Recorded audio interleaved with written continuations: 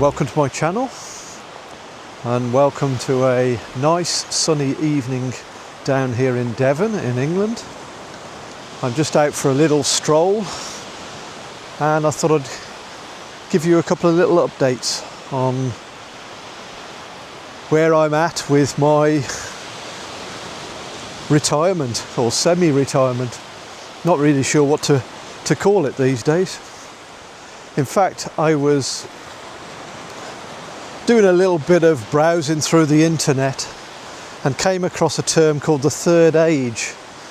Now, you might have heard me mention before that I go to some book clubs and German speaking clubs, and all of this in our town is part of something called U3A, which is the University of the Third Age. And the third age is that period between when you stop working and when you go into that last stage of your life when you're no longer as fit and able to do the things that you once could do. And obviously I've entered this phase of my life, and the first 6 to 9 months of it were a bit bogged down in dealing with health issues. But now I've come through that, I'm left wondering what I should do with my life. And I have talked about this on previous videos, and the reason I'm mentioning it now is I'm not sure I'm any further forward with it, really. Actually, that's not true. No, that's not true. I think I'm being a bit unkind on myself there. But I still have some challenges and some work to do in figuring all of this out. And there's a little train going by here behind me.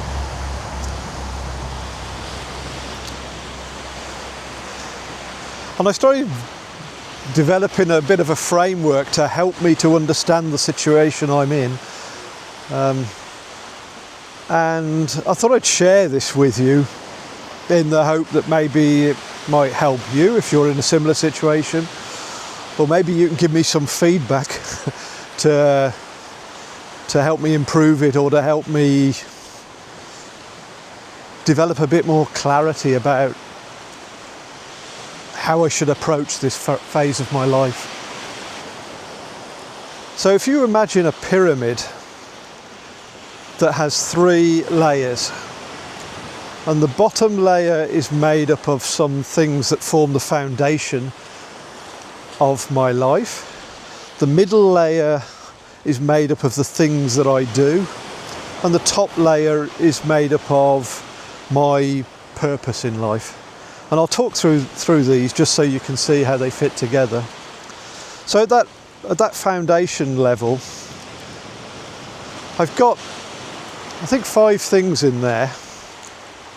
So there is my physical health, my mental health, my spiritual health, my financial health, and the health of my relationships, in particular my family.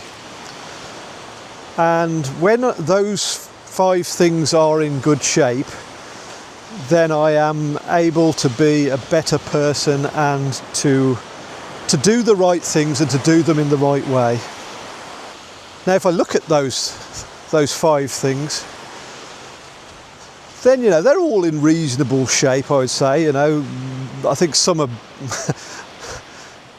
they all need attention. They're all work in progress. And I'm probably going to need to work on them for the rest of my life. You know, you can't rest on your laurels. You can't just sit back and assume everything is good. I have to keep working at all those things. But I think that at the moment there's one thing in particular that needs more attention than I have been giving it, and that's my mental health. Now, I'm not sure what I want to say and how much I want to say on this at the moment, other than it's something I've really been reflecting on a lot over the last month or two, and I've noticed that I've really been struggling, and I've decided to do something about it, and I'm really pleased about that. So I have struggled with my mental health on and off throughout most of my adult life, and There have been times when I've tried to do something about it. Sometimes I've done the wrong things about it, like turning to drink or, I don't know, eating too much. But I have actually, I think on 3 or 4 different occasions, gone to a therapist to talk about problems that I've had. But those sessions have always been focused on a specific issue in my life. And once I felt I'd talked enough about that issue, then I left it there. And that's because I sometimes felt I was starting to get to the point in the therapy where it was getting difficult. Either I was about to open up about things that were just too deep and painful to talk about, or there was maybe awkward silences because I felt like I'd run out of things to say, or at least run out of easy things to say. And so on each of those occasions I gave up. And what I've reflected on recently is that actually I've never really tackled some of the main issues, or the main issue, which is the way my brain functions, the way that I think, and why it is that what it is that causes me to struggle with my anxiety and with my moods. And so this time I've decided to do something different. I went to see my doctor, and I have arranged to see a therapist this Friday actually. So I'll have my first session this Friday, but my intention is to, rather than talk about a specific issue that I'm struggling with, I will talk about me and the way my mind works and how that leads to some of the problems that I struggle with. So, don't know how that's going to go. Don't know whether I'll give up again after 3 or 4 sessions, or whether I will make this more of a long-term commitment to really try and address the root cause of some of my problems. So that's a real priority within my framework that I've just described to you. Yeah, so I think those are the main things at that level. Physical health, well, I go running, try and I've beaten cancer this year, hopefully. So I can't complain about that. It's, I've got a lot to be grateful for in relation to that. The health of my family relationships are pretty good. I'd like to see more of my children, but all in all, I can't complain. I'm very happily married. But I do need to work at that, and sorry, just realised someone was walking alongside me listening to everything I was saying. So I stopped for a moment. Yeah, so I need to work at those relationships because you shouldn't become complacent. But generally, that's all good. And by the way, if you enjoy these videos, I'd really appreciate it if you would subscribe to my channel. I've been really close to reaching the threshold for monetization for several weeks now, but I think I'm about 25 subscribers off that, and it would mean a lot to me if I reach that milestone. It's not that I'm going to make loads of money out of it, not at all, but it will just feel a bit like I am making progress if I meet that threshold. So yeah, if you do want me to continue and you do enjoy the content I put out, then I'd really be grateful if you could subscribe. All right, so those are all the components of this foundational layer. Then in the middle layer, that's all about the stuff I do. So it's the stuff I do for myself, the stuff I do for my family, for my community, and for the wider world. And here I am working on lots of different things, like making these videos. But I am struggling with it all a little bit. I am a bit overwhelmed, I guess, with the amount of different things that I'm trying out.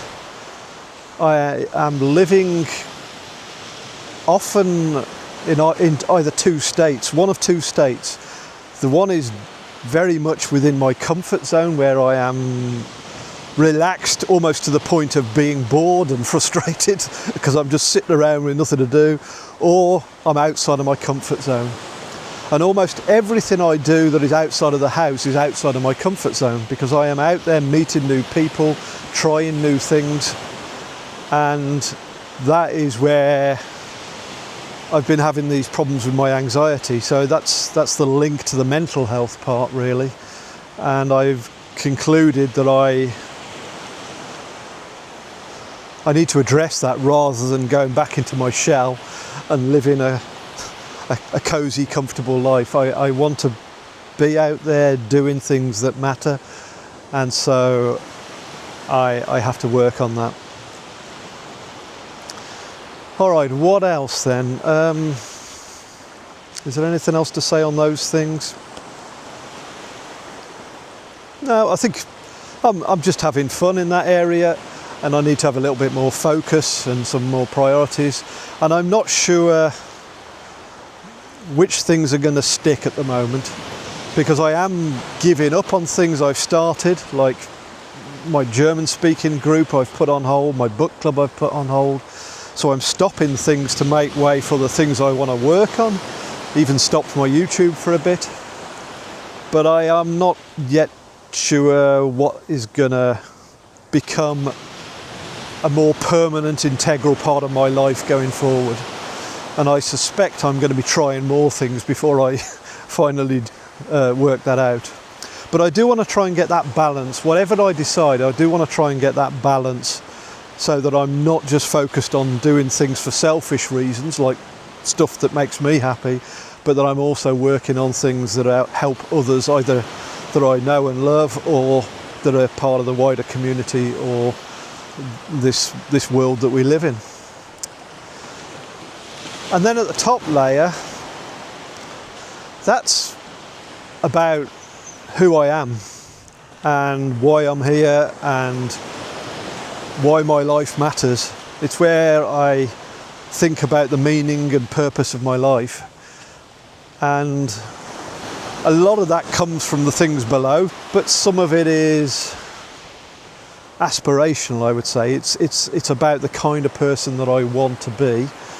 And I'm having to evolve that and work with that, because I've lost a lot of what previously made up my identity and what made up my life, because, you know, my children have grown up and left home. I no longer work. I live in a town where I've never lived before, so I don't have those close friends or family ties that I used to have. And so I'm working with a blank sheet of paper and having to try and figure out the type of person I want to be. But you can't just do that theoretically, I don't think. You have to try things out and see what works for you, see what feels right, and test the feedback you get from others as well to see, okay, am I helping here? Like with the YouTube videos, am I giving you something that is meaningful, or am I just getting on your nerves or wasting your time? So I'm always looking for that kind of feedback to help me figure out what I can best do. Yeah, so that's my little model that I developed. It's hardly Maslow's hierarchy of needs or something like that, you know.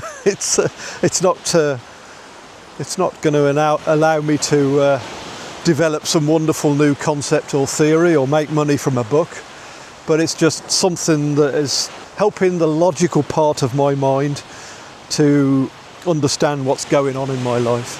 Yeah, so that's it.